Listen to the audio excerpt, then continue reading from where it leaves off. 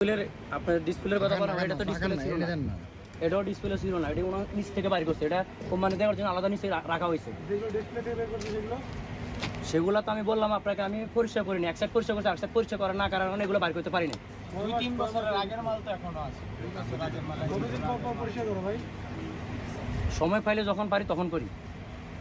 কথা তো সেই দুই রকম হয়ে গেল। বলেন এই বলেন পরিষ্কার করছেন। আমি বলছি আমি এক সাইড পরিষ্কার করছি, যে সাইড পরিষ্কার করছি এগুলো নিচে রাখছি।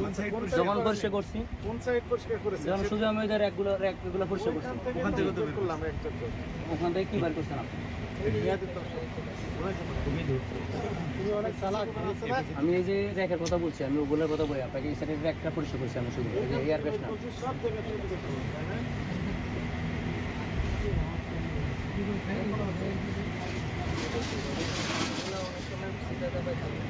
চিপে চাপে থাকে হিউজ পরিমাণ প্রসিকিউশন লেখাছে নাজমুল দেখা হচ্ছে শহীদ হয়েছেন ইনি। আপনি তো অপরাধ স্বীকার করেন?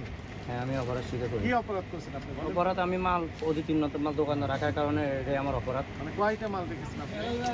আছে মোটামুটি অনেকগুলো আছে। মোটামুটি অনেকগুলো আছে, তাহলে আপনি অপরাধ স্বীকার করেন, কিন্তু এখন এগুলো তো ব্যবসা করতে পারবেন না। হ্যাঁ ঠিক আছে বস, তাহলে আপনি কি আমি এগুলো পরিকল্পনা কি পরিষ্কার করে দিব। আমি আর কোনোদিন এটা রাখবো না, প্রতি মাসে মাসে এগুলো আমি চেঞ্জ করবো এবং দেখবো দোকান রাখবো যে কোনো এক্সপায়ার মাল না থাকে এবং এটা আলাদা করে রেখে দিব, আলাদা করে রাখবেন কোম্পানিকে দেওয়ার জন্য। ডিক্লারেশন দিবেন যেগুলো মেয়াদের তো প্রয়োজন না। না বিক্রির জন্য এটা আলাদাভাবে অন্য জায়গায় রেখে দিব। রাইট, এখানে জি, রাখতে পারবেন। জি বস।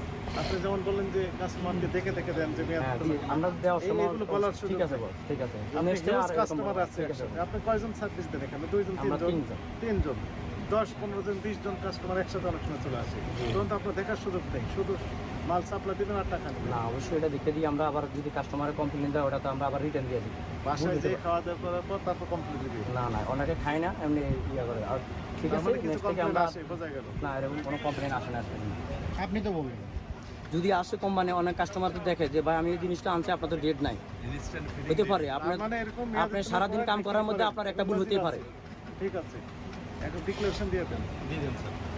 ওটার মধ্যে একটু বস বেশি আমাদের বস না, উনি অসুস্থ, এবার মতো আমাদেরকে ক্ষমা করে দেন বস, আমরা আর এরকম হবে না। আমরা বলে দেন, বলেন ওই স্যার কি বলছেন?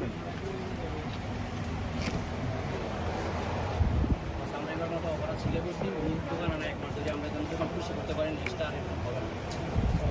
আমাদের মাধ্যমে অনেক গরিব, উনি ঋণ করে তারপরে কাজটা চালান।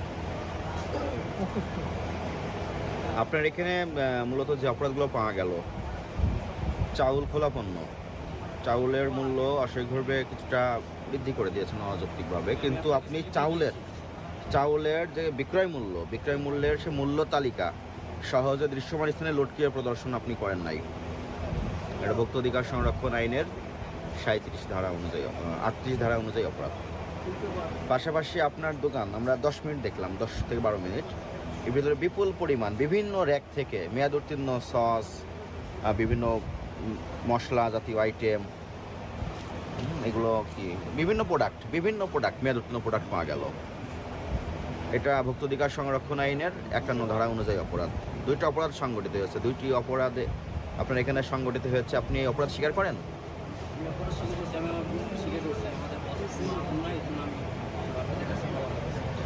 এই অপরাধে আপনাকে সতর্কতামূলক জনস্বার্থে 20,000 টাকা আর্থিক জরিমানা করা হলো, এবং আপনি আজকে থেকে এই দোকান প্রথমে একটা শুদ্ধি অভিযান দিবেন। মেয়াদ উত্তীর্ণ যত পণ্য আছে এগুলো সব রিমুভ করে একটা পাত্রে নির্দিষ্ট জায়গায় সংরক্ষণ করবেন, সেখানে লিখিত ঘোষণা দিয়ে, এবং আপনার খোলা যে পণ্যগুলো আছে এইগুলোর মূল্য তালিকা সহজে দৃশ্যমান স্থানে লটকে প্রদর্শন করতে হবে। জরিমানা করিয়েন না, নেক্সটে আপনি যদি পান আপনি যে শাস্তি দিবেন আমরা এই শাস্তি পাবো। আমার দোকানে প্রথমবারের মতো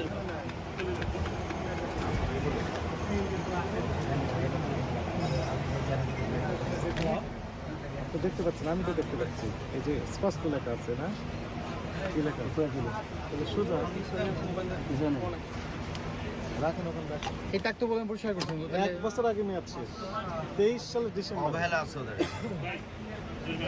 লাস্ট কি 1 বছর আগে পরিষ্কার করছিলাম তো ভাই আমরা সময়তে যখন যেটা যতটুকু পারি অতটুকু পরিষ্কার করি আর কি, সময় সব সময় তো সময় পাই আপনি তো না। মাত্রই বললেন যে পিছনের তাক পরিষ্কার করছেন, তো ওই তাক থেকে পাওয়া গেল কেন? কত জরিমানা করেছেন?